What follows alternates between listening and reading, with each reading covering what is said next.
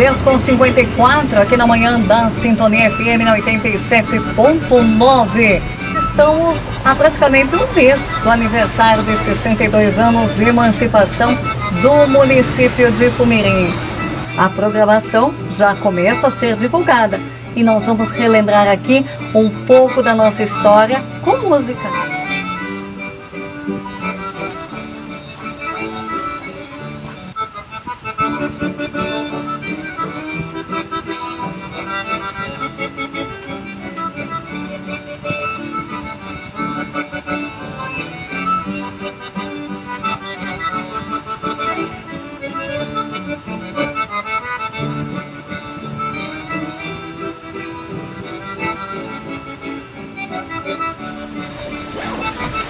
Mas ainda fomos só tinha ali, era bonito se tivesse ainda, foi desmanchado, que eles plantavam fumo antigamente.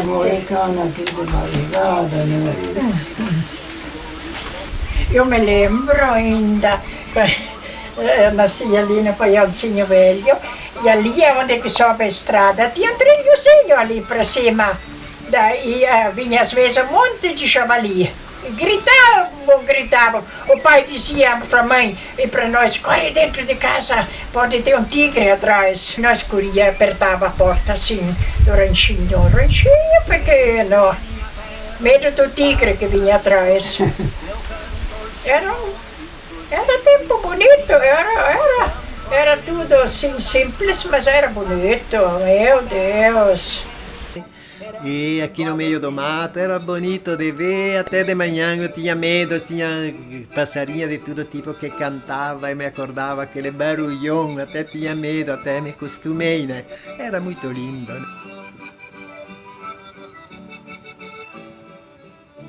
Permita, meu Deus, que eu morra cantando, ao pago entoando canções regionais, que eu parta feliz, alegre acenando aos campos e às várzeas dos pagos nadais.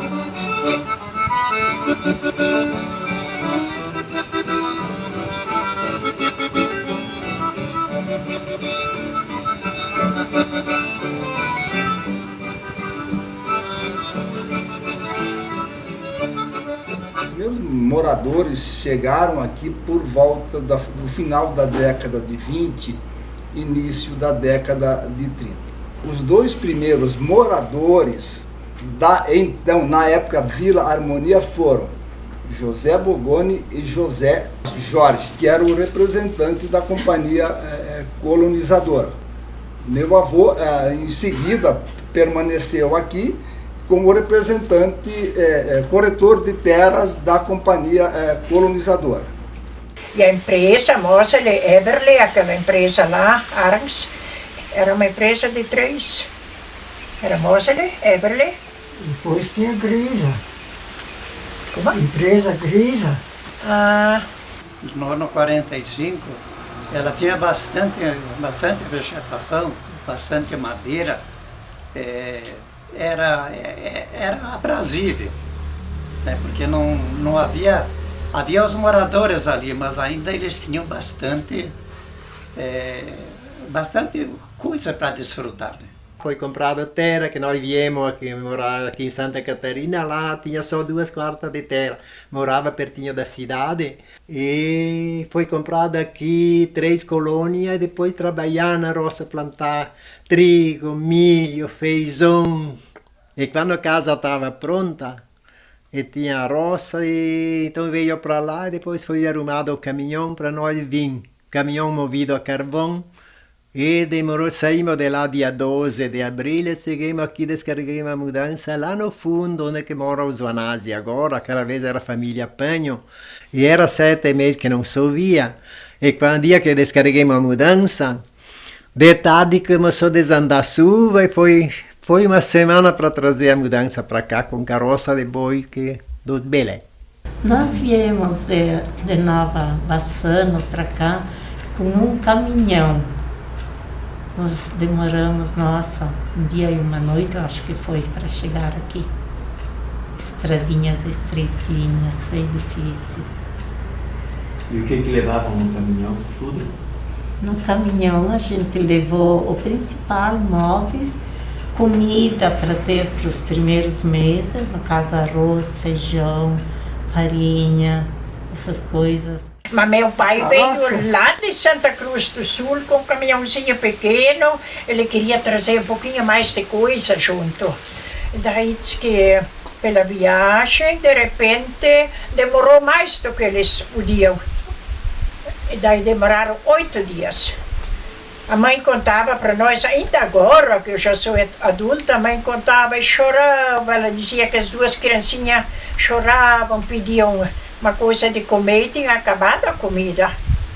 Daí lá para Marcelino Ramos, diz que o motorista disse de noite, eu estou enxergando uma luzinha lá no mato, Daí ele parou, ele foi lá pedir comida. Fez eles levantar, daí eles tinham um pouquinho de comida para as crianças. Mas para eles foi sofrido, mas eles acharam tudo bonito, tudo normal. Diz que num caminhão, mas naquela época os caminhões não era caminhão do tamanho que tem hoje, né? Diz que veio 3 mudanças de lá do Rio Grande. A do nono, de 2 irmãos dele, eu acho que era. Daí vieram até Rabutã com essa mudança e dali para cima eles tiveram que carregar nas costas. O pouco que trouxeram de Rabutã para cima tinha que ser nas costas porque não tinha estrada. Nós fomos morar linha, agora não sei dizer linha, dizia Ranca-Toco, mas é linha Lajado Manso. Acho que é. Vocês vieram do Rio Grande do Sul? Sim. Tá. E por que vieram para Santa Catarina? Por causa que tinha todos os irmãos para cá e o pai não quis mais ficar lá, né? Ficava sozinho, né? É o nono que veio primeiro para Lindóia. Daí ele veio para Lindóia, daí os filhos vieram tudo para cá, eram 6 irmãos. Vieram tudo para cá e 3 irmãos, também vieram tudo, daí viemos morar tudo aqui. Lindóia, Pumirim. O meu pai veio do Rio Grande do Sul, morava na casa da avó, e aí ele pegou uma parte da sua herança e veio para cá com um caminhão para transportar madeira lá de São Rafael para Marcelino Ramos, que eles faziam as balsas que iam para o Rio Grande do Sul. E aí o meu pai veio com o caminhão, só que quando chegou aqui não tinha asfalto, não tinha estrada boa, era tudo estrada de terra. Quando chovia, eles ficavam até 8 dias trancados nas estradas. Aí eles começaram a ter prejuízo. Daí meu pai vendeu o caminhão, trocou por terra e foi trabalhar na agricultura. Primeiro em linha católica, moramos 6 anos lá. Depois viemos para o resto. Os pais dela tinham vindo antes morar aqui, né? Os 9. E aí depois o pai e a mãe vieram atrás deles, porque disse que a terra era muito boa aqui, né? Aí vieram para trabalhar aqui. A gente lembra mais do que eles contavam, sim, né? Que foi difícil no começo, né? A casa onde eles moravam era toda aberta as paredes. Se chovia, a chuva passava de lado a lado. Tinha fresta. Fresta. A chuva passava de lado a lado. A gente morou numa comunidade onde havia uma rodovia de chão, naturalmente, né? Mas que trazia do Rio Grande do Sul para o Paraná muita imigração. Às vezes 2 ou 3 mudanças durante o dia passavam, que oriundas do Rio Grande do Sul para o estado do Paraná. Então, o meu avô veio do Rio Grande do Sul. E dentre as várias atividades assim, que ele desenvolveu desde o início da sua chegada aqui, uma delas foi de professor. Ele foi o primeiro professor da Vila Harmonia. Ele lecionou nos anos de 1933 até 1939 na escola que existia na época, Elísia Correia. Esse é o registro da escola, então, Elísia Correia, onde nós temos aqui à frente o professor José Bogoni, à frente dos alunos, aí, aqui a bandeira do Brasil hasteada, e uma coisa que chama a atenção, é a forma da construção da escola, né? E principalmente dá para ter uma ideia da quantidade de mato ainda, né? Núcleo que existia naquela época. Estamos falando de 1930, dos anos 30. Aí. Ele foi professor de 33 a 39. E a quantidade de alunos, filhos, netos dos nossos primeiros colonizadores. O meu avô veio tinha um irmão aqui em Serrinha e vieram para cá, viram que aqui as terras eram muito boas, o que plantava produzia muitas coisas e a agricultura, né? Roça. E daí o meu avô voltou lá para o litoral, lá em Almila, e forçou até que meus tios que de lá e o meu pai trabalhava na mineração de carvão e resolveram de vir para cá. Daí compraram as terras e viemos de mudança. Veio 2 caminhões com 4 famílias em cima.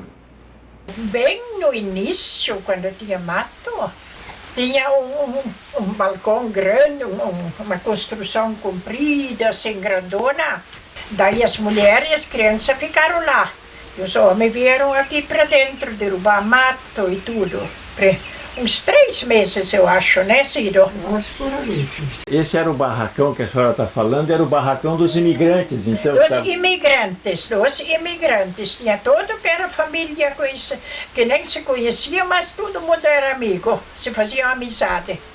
Era barracão dos imigrantes. As mulheres e as crianças ficavam lá. Sim, e os homens iam derrubar mato. No começo derrubamos mato, que era puro mato quando nós viemos morar aqui, né? Então foi derrubado tudo, amassado, roçava com a foice, depois derrubava tudo amassado, e o serrote em 2, derruba as árvores maiores. Como é que era a mata de pinheiros na época? Era bastante grande aqui. Aí aqui para o Mirim, aqui não era tanto. Aí para o interior, aí bem na fora do Mirim tinha bastante pinheiro. Pinheiro tinha até 1,20 m de altura no pé. 20 metros de altura, mas pinheiro de copa ainda. Na época, depois começou grápia, começou outras madeiras, senão era pinheiro de copa. Ia pegar, aqui era só pinheiro que tinha, em volta para aí, mas acabaram. Né? E aqui, quando eu era pequena, vinha da Argentina, turma de homens, com uns 10, 15 juntas de boi, largavam aqui no potreiro do meu pai. O pai já tinha esse potreiro aqui na beira do rio.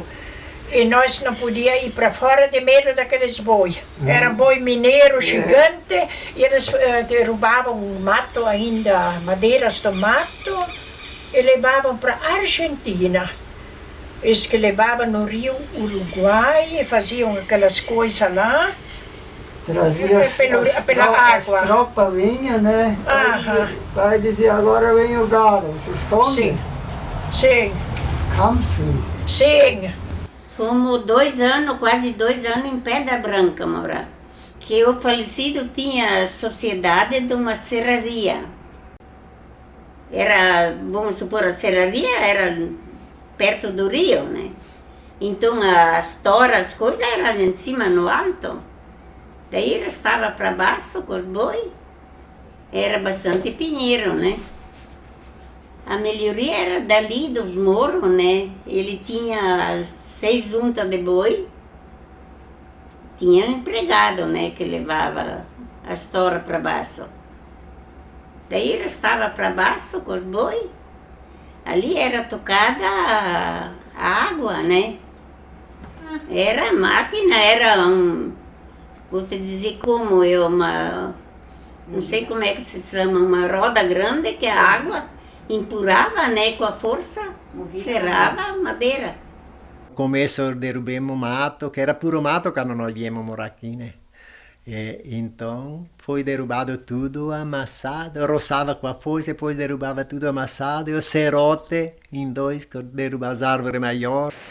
Era quase tudo mato, né? Tinha que tirar, né? Derrubava o mato com machado. Depois fazia as casas. Mas nem sei, nós viemos, já tinha uma casinha ali. Tinha poucos moradores. Tinha poucas casas, né? Tinha igreja, acho que o hospital. Né? Era pouca coisa, né? Era pouca coisa. E poucos moradores. No começo, era acostumado tudo de enxada. Que começava a derrubar mata, tudo de enxada. E eu fui ajudar o vizinho lá, plantei uma meia, 2 sacos de trigo, tudo na enxada. Roda os tocos, roda os pau. Aqui a divisa passa lá daquele pinheiro. Nós tinha roça daqui da estrada até lá atrás do muro, tudo a muque, né? A muque. Um pouco quarado, um pouco a enxada, começava mês de agosto e até terminava a época de plantamento, depois começava a limpar. Era agricultura, mas a agricultura braçal. Não tinha máquinas, não tinha nada, trator, coisa assim, ceifadeiras. Era tudo feito no braço, com junta de bois, com arado, com carroça. E o milho que produzia engordava porco, né? Engordava suínos. E uma parte do trato que era obtido ali nas lavouras era para manter a criação. Junta de boi tinha que tratar, o cavalo tinha que tratar, a galinha tinha que tratar, porco, tudo. Então, boa parte da produção era consumida ali. O que plantava na roça? Milho, feijão, arroz, gasto, né? Plantava as coisas de comer. Em primeiro lugar, feijão, eu sei, aqui na beira do rio, o pai tinha reginho ali na beira do rio era tudo feijão, a mãe sempre conta. Plantava feijão, as coisas de comer.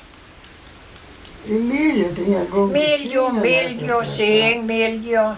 Plantava de tudo. Né? Milho, feijão, arroz, trigo, tudo. Tinha umas galinhas, uma vaca. E tudo era colhida a semente daquilo que plantava. Para ir no moinho, tinha moinho, então a gente debulhava as espigas de milho à mão, levava o milho no moinho para fazer a farinha. O arroz também nós tinha caixões grandes no porão, que lá guardava o feijão, daí o feijão sem limpar. Batia com manguá, né? A gente batia o feijão. Mas era milho, né? Daí feijão, essas coisas, mandioca mais pro gasto, né? Trigo nós plantamos por 1 ano, 2 só, depois não plantamos mais. E essas coisas pequenas para comer. Começaram a derrubar mato para começar a plantar e colher de novo, né? Daí ela dizia sempre assim, que diz que o feijão que eles levaram de lá, carunchou. E daí ela disse que eles tinham que cozinhar e comer aquele feijão, mesmo carunchado. Ela disse, de lá da roça a gente sentia o cheiro do feijão carunchado, cozinhando, e era o que tinha que comer. No ano 48, que eu cheguei aqui, eu falei, eu tinha 12 anos. Comecei na roça, junto com meu pai e meus avós. Nós era trigo, milho e porco. Só que na época não podia ter muito, tendo 8 ou 10 criadeiras era bastante, porque tinha que criar e engordar. A gente primeiro não tinha criação de porco daqueles de raça, né? Era solto no... E vocês chegaram a criar de raça? Sim, aqueles vermelho. Tinha porco, tinha vaca de leite, para o gasto, sabe? Não é que nem hoje que se tem vaca, o leite vai para o comércio. Naquela época era produzido, tirado o leite e era feito queijo. Era consumido na família. A gente tirava leite, fazia queijo, fazia tudo em casa, ponto. Não tinha onde mandar fazer as coisas. Fazia biscoito, era tudo em casa. E tudo no fogão a lenha. E tudo sem eletricidade, entendeu? Naquele tempo era com aquelas velhinhas que acordava de manhã com o nariz cheio de tanto respirar aquela fumaça ruim. Essa foto conta a história do começo da minha vida recém-casada, que eu vim morar nessa família junto com meu esposo, com meu sogro. que a gente subia o morro todo dia com essa carroça para a gente levar os produtos para cima, para plantar, era milho, era feijão, era adubo. E daí a carroça que levava e com os bois a gente lavrava e preparava a terra para o plantio. E assim foi há muitos anos. Daí uma época ele lavrava numa terra que era cheia de cipó, e daí eu acompanhava com a enxada e puxava tudo para fora o cipó para não se pegar embaixo, porque era um inso que não morria. E assim a gente está lutando, trabalhando até hoje.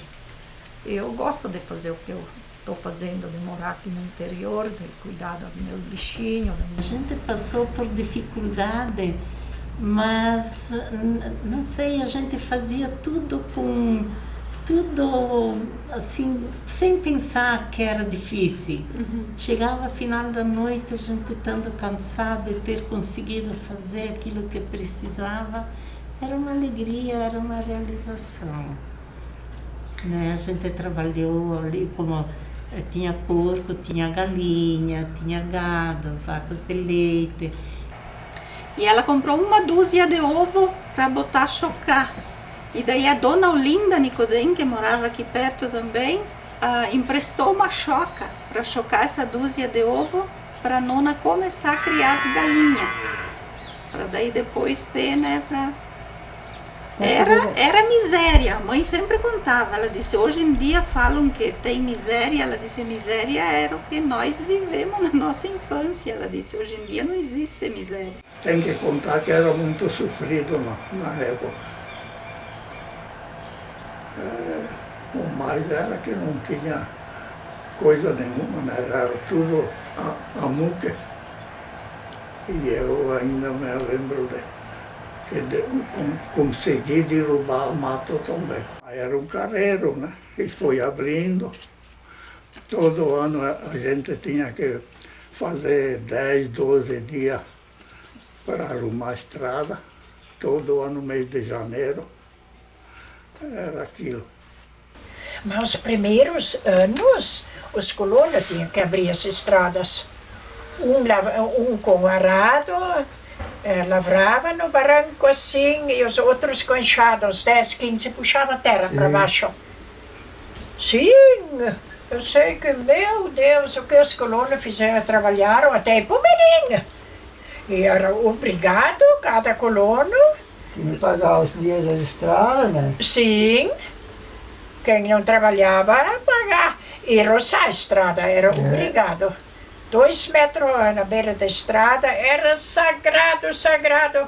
Anos e anos que o colono tinha que roçar na sua terra. Era um pecado para dizer, né? Tudo amor que eles faziam, né? Tinha que cascalhar a muque, levar a cascaia com os carinhos e tudo assim.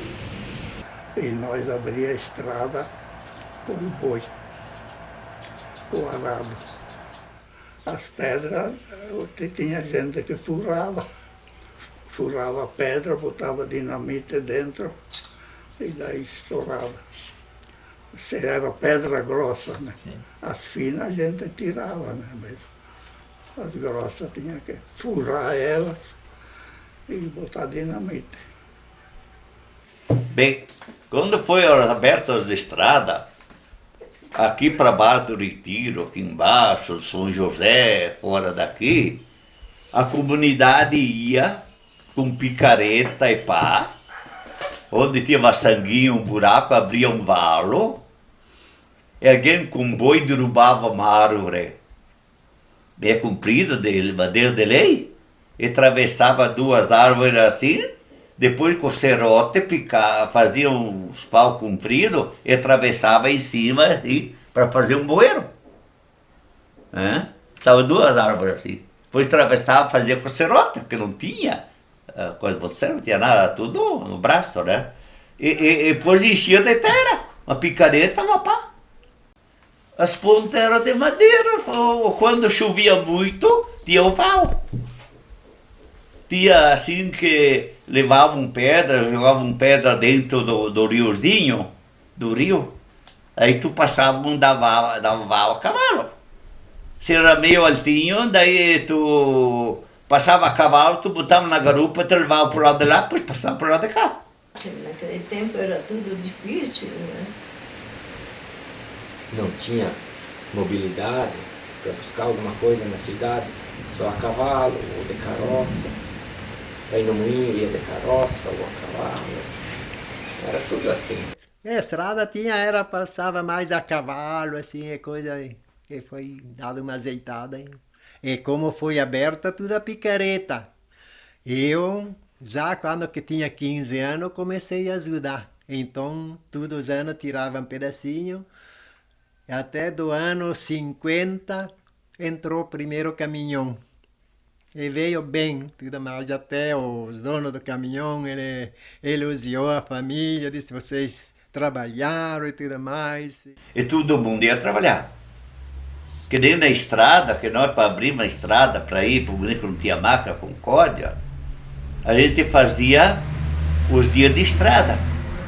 Tinha os responsáveis que marcava, tu ia trabalhar um dia, ele marcava o dia que tu ia trabalhar.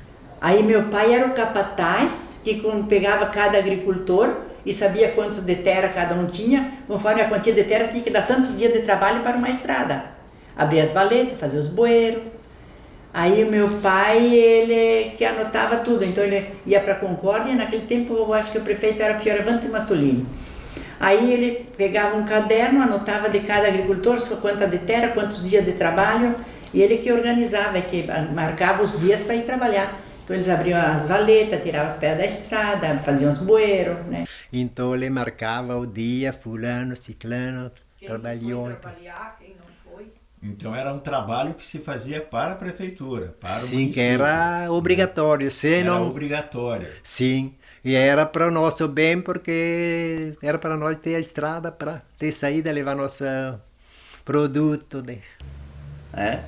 Então eu já daquele tempo, eles já me deram um bloco, quem ia trabalhar na estrada não estava, fulano, ciclano, veio trabalhar, tal, entregava nas prefeituras.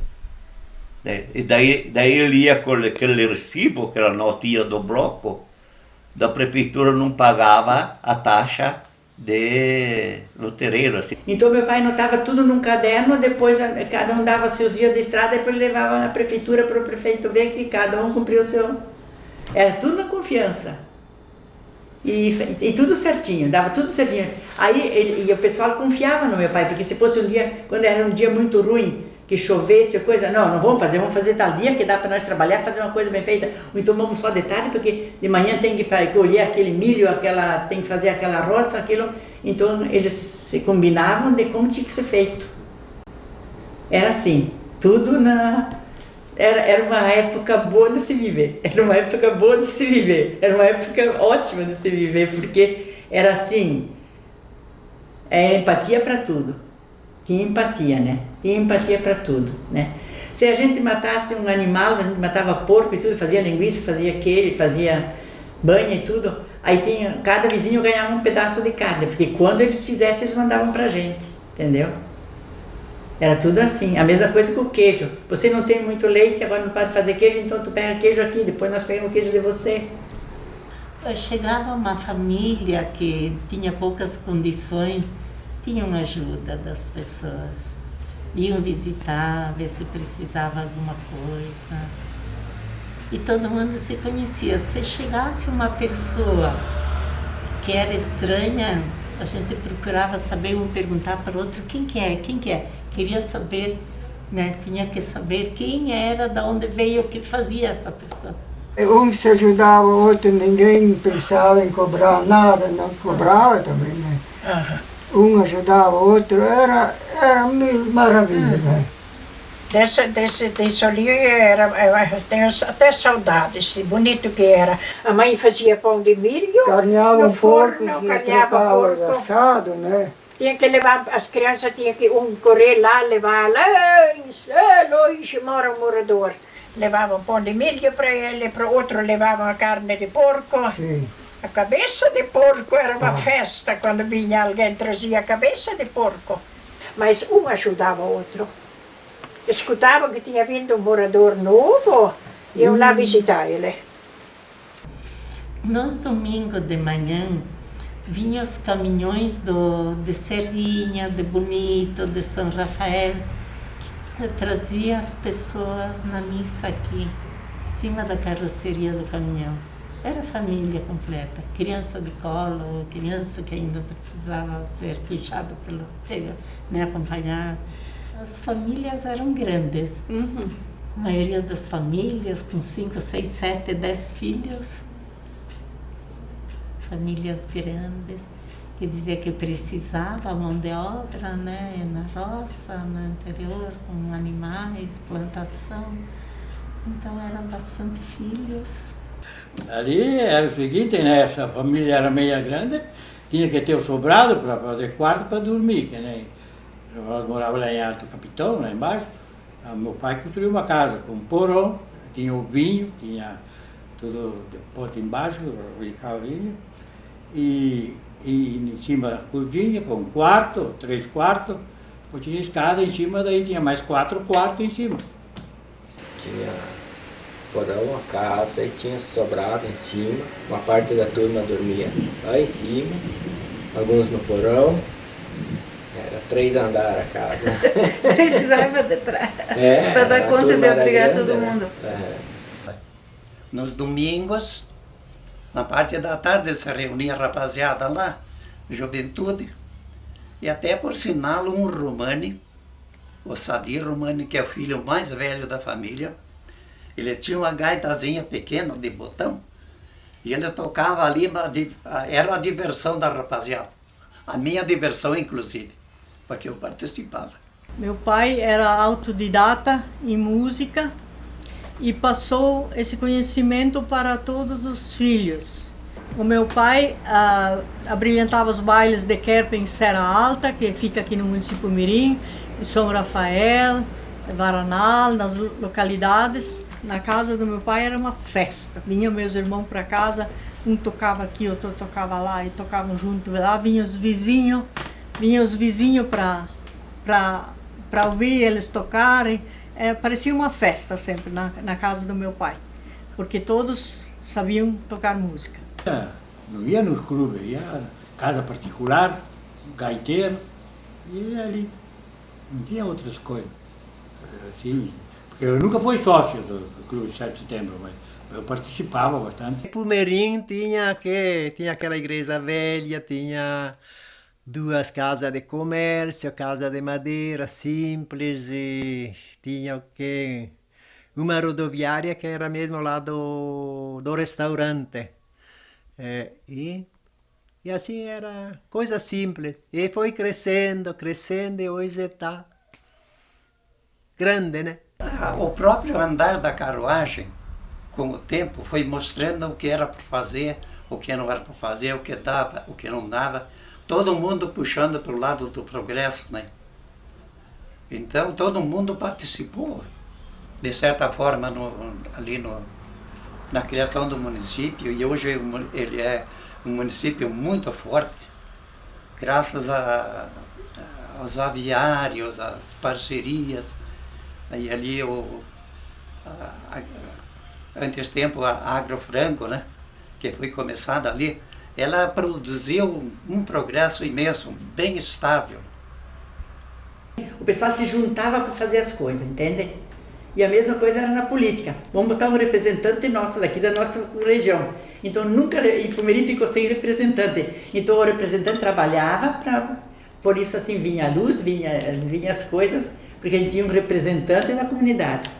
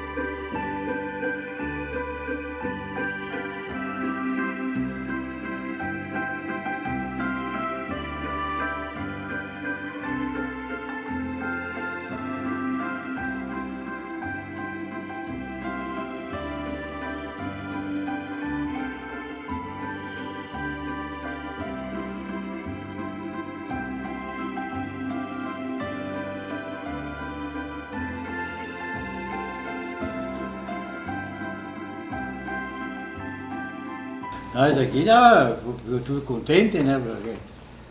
Porque passar município na época não era fácil, era de meio difícil, aí conseguiram, pessoal. Conseguiram, e o povo de Pumirim estava tudo a favor, porque antes dependia tudo de Concórdia, então foi uma grande coisa. Quem assumiu até escolher o prefeito foi o falecido Vital Felipe Casarotto. E depois, então, fizeram a eleição. O Savarez, acho que aquela vez, não me lembro se ele foi candidato único. Único, né? E foi, ele trabalhou bastante, ele comprou uma patrolinha pequena, nova e tudo, e fazia serviço bem feito, então nós ficamos admirados, não precisamos mais ir trabalhar com picareta, que alívio para nós. E tinha a prefeitura numa casa velha lá, que antes era de um dentista, que ele era tal de Olivo Bernardi, e depois ele construiu essa prefeitura que está hoje, foi do tempo do Savarez. É um grande prefeito, batalhador. Eu lembro que ele era um baita de um prefeito, né? Sincero. O que deu um impulso para o novo município de Ipumirim foi a construção da barragem lá do Rio Chapecozinho. Alimentou Ipumirim, alimentou Concórdia. Aquilo foi uma explosão. Porque antes da usina da Espirinha, tinha só um geradorzinho dentro de uma serraria ali em Ipumirim. Aí era uma luzinha fraca, uma luzinha ruim. Depois que veio a energia da Espirinha, aí foi diferente.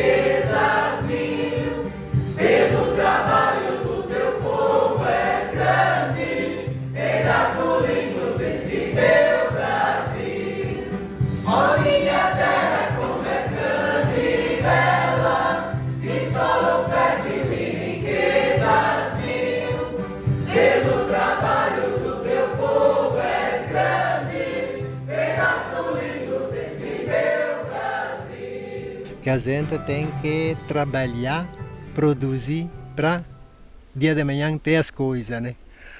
Não depender de fora, assim, né?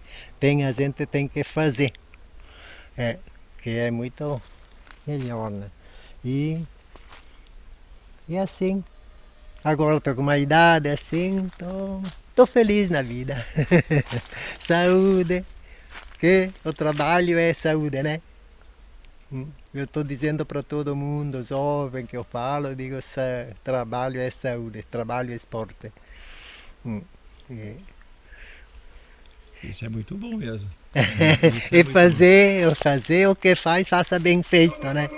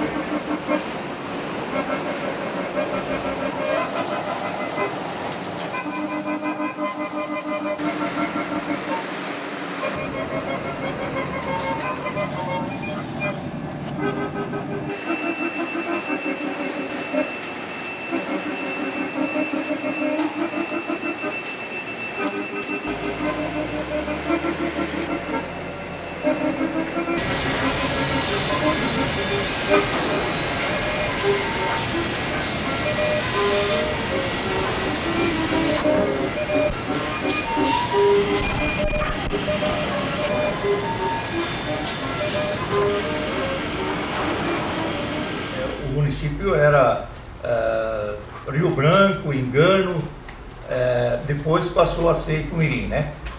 E lá na nossa infância a gente viveu isso, né? Essa mudança de nomes que o município teve, né?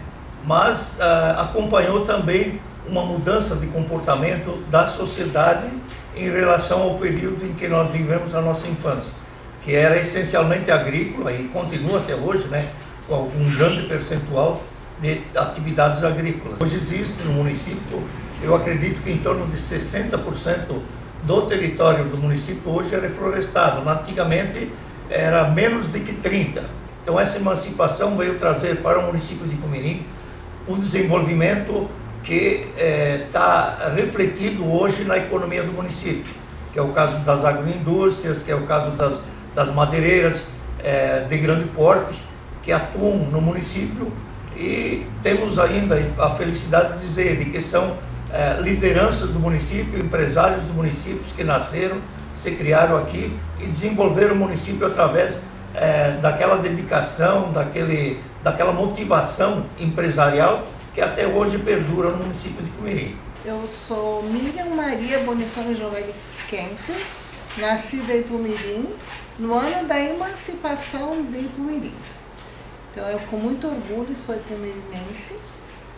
Em 1970 meu pai comprou uma empresa pela dívida, ele era mecânico e teve coragem de comprar uma empresa que estava muito mal, porque minha mãe era professora e ela dava a garantia do sustento do lar. Então ele teve coragem de empreender uma atividade que ele não conhecia. E a minha mãe sempre foi uma mulher muito competente e muito firme, muito valorizada, porque era uma professora muito boa. E todos hoje, os dois falecidos infelizmente, e eles fizeram história em Ipumirim. Então meu pai, quem conviveu com ele, sabia Ari Jombelli, que era um homem de uma bondade incrível, sempre pronto a participar da comunidade, o que precisasse. A minha mãe também muito companheira, foram de várias vezes presidentes de entidades de Ipumirim. Então hoje, que a gente entende Ipumirim é uma cidade muito próspera, muito boa de morar, pessoas muito boas, com energia muito boa. Então Ipumirim, ele esbanja vigor. É uma cidade alegre, é uma cidade bonita.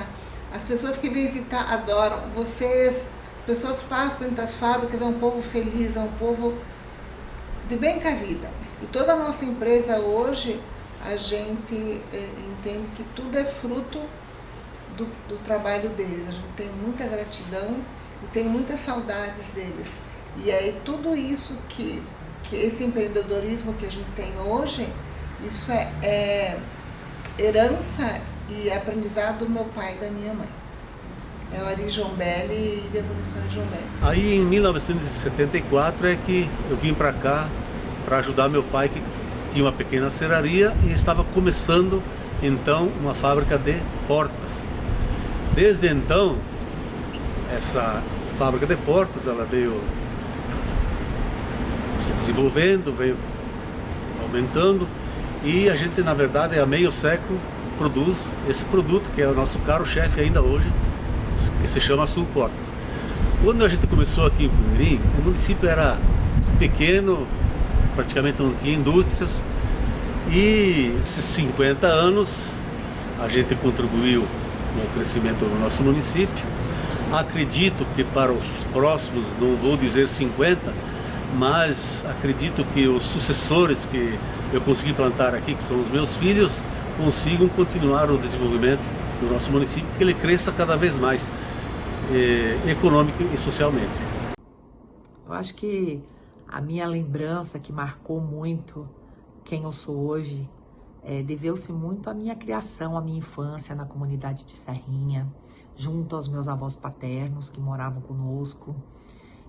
O trabalho incansável do meu pai, da minha mãe, com a lida diária, o meu pai se dividindo desde aquela época com a vida pública, como vereador, depois como vice-prefeito, como prefeito, tentando ao mesmo tempo conciliar essas agendas, mas também ter esse momento com a família.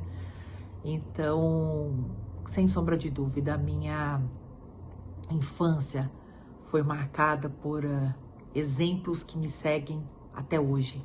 Exemplos de valores, exemplos de propósito, exemplos de trabalho, de dignidade, que sem sombra de dúvida eu levo para a vida. O que eu espero do município? Eu espero e desejo o que eu tenho certeza absoluta que vai acontecer. O povo de Pumirim é um povo guerreiro, é um povo resiliente, é um povo trabalhador, é um povo que sabe o que quer. E Pumirim tem um potencial gigante, né, pelo que já temos hoje no município, mas sem sombra de dúvida o que fica realmente é essa crença, esse trabalho que é muito característico, né, essa vontade de produzir, que é muito característico do nosso povo.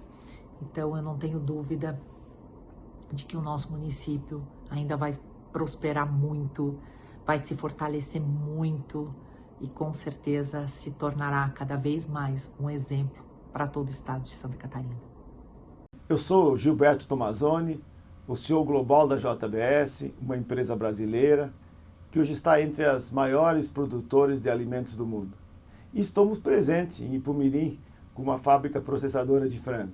Mas antes de tudo isso, eu sou filho do seu Arlindo e da dona Adelina. Nasci numa comunidade chamada Varanal, em Pumirim, e cresci ali pertinho, em São Rafael. Meu pai começou como agricultor e depois virou comerciante. Foi com ele que aprendi uma lição que carrego até hoje. Para a gente crescer de verdade, quem está do nosso lado também precisa crescer. É o chamado espírito de comunidade. E isso me marcou profundamente. Meu pai sempre olhava para frente. Ele ajudou a trazer a repetidora de televisão para a comunidade. Mesmo com a imagem toda cheia de chuvisco, ver o Chacrinha na TV era uma emoção enorme. A primeira vez que eu vi televisão foi no final da Copa de 70. Um grupo de vizinhos se juntou e fomos na carroceria de uma caminhonete até a casa do seu Teixeira, na cidade de Pumirim. Aquilo não era só ver TV, era viver um sonho coletivo. Meu pai também incentivou os pequenos produtores a criarem frango para a sadia, que na época estava começando o sistema de integração, que esse setor depois virou um dos maiores do Brasil. E tem uma história que nunca esqueci. Ele emprestou dinheiro para a prefeitura de Pumirim pagar o salário dos funcionários, porque ele acreditava que o progresso do município era a responsabilidade de todos. Minha mãe também teve um papel fundamental. Ela sempre insistiu na importância dos estudos. Aprender é o caminho para evoluir, dizia ela. Esses dois valores, o espírito de colaboração e a busca por conhecimento, foram a base da minha jornada até aqui. E quando olho hoje para Ipamirim, eu vejo um futuro bonito. Se a cidade seguir firme nos valores que a construíram, a união e o espírito empreendedor, vai continuar sendo um exemplo de força, de comunidade e de progresso. Para entendermos como o nosso município de Ipamirim se desenvolveu desde a sua emancipação, é imprescindível que se aborde o tema do associativismo, representado de maneira exponencial pelo cooperativismo. O espírito associativista esteve presente antes mesmo da emancipação. Basta lembrar a existência de iniciativas de criação de pequenas cooperativas, como por exemplo nas localidades de São Rafael, de Bonito, de Jacutinga. Lembrar também da atualização da Associação Rural de Concórdia, que atuou mais tarde transformada na atual e consolidada Cooperativa de Produção e Consumo Concórdia, a Copérgia. E a partir da emancipação ganha força destacada a abertura dada ao Conselho Comunitário. Nas gestões municipais, desde o primeiro prefeito, ainda provisório, Vital Felipe Casarotto, seguido por Isidoro Giacomo Savariz, em 2 mandatos, Félix Bonissoni e o Dacir Zonta, onde o Conselho Comunitário e seus respectivos núcleos tiveram uma força expressiva. Esse conselho era um verdadeiro órgão estratégico, que planejava e consensava as prioridades nas quais a administração do município se orientava e executava. E o conselho e núcleos eleitos pelos membros das comunidades eram totalmente apartidários, o que não gerava nenhuma oposição ou conflitos e cobriam todo o território municipal. Pessoalmente, pude viver esse meio, especialmente no início do ano de 1977 até o final de 1988, 12 anos, portanto, na condição inicialmente de vice-prefeito e presidindo o Conselho Comunitário, e após como prefeito municipal. Essa organização comunitária foi semente que germinou e, em tempos imediatamente posteriores, deu campo para uma nova geração de cooperativas, tanto na produção agropecuária como no crédito, onde hoje são diversas as cooperativas atuantes e que congregam a grande maioria da população economicamente ativa e que, em síntese, gera um espaço com um IDH, o Índice de Desenvolvimento Humano, bem acima da média do país e do próprio Estado.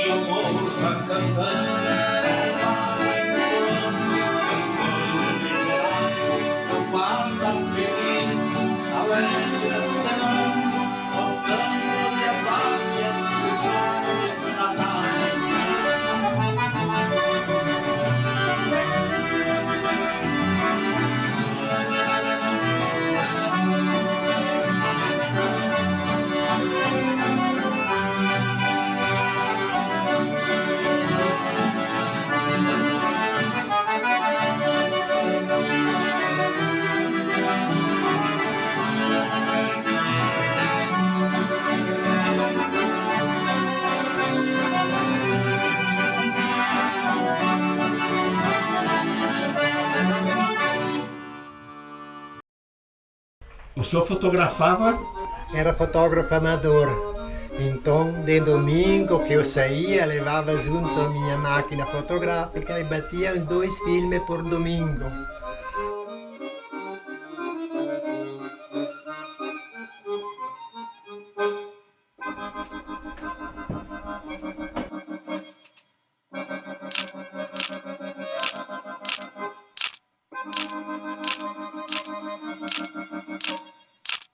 Aí eu quando que olho a fotografia assim eu me lembro tal tempo e tudo mais. E a foto é muito bom, a gente se lembra do passado, né?